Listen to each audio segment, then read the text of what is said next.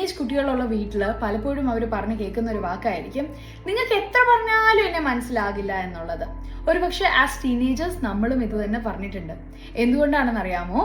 പലപ്പോഴും ഈ ഒരു പ്രായത്തിൽ, അതായത് ഈ ഒരു അഡോളസെന്റ് ഏജില്, ടീനേജില് നമ്മളുടെ ലോജിക്കൽ ബ്രെയിൻ പ്രീഫ്രോണ്ടൽ കോർട്ടെക്സിനെക്കാട്ടിലും വളരെ സ്പീഡിലാണ് നമ്മളുടെ ഇമോഷണൽ, അതായത് അമിഗ്ഡാല എന്ന് പറയുന്ന സെന്റർ വളരുന്നത്.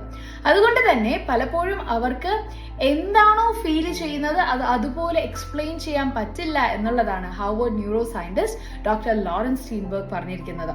So always remember, they don't want your advice, they need you to listen first.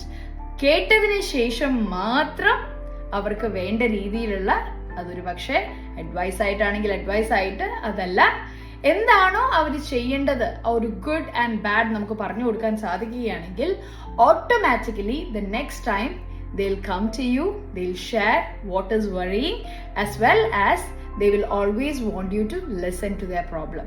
അല്ല നമ്മൾ അഡ്വൈസ് മാത്രമാണ് കൊടുത്തുകൊണ്ടിരിക്കുന്നെങ്കിൽ, remember, they are never going to come back.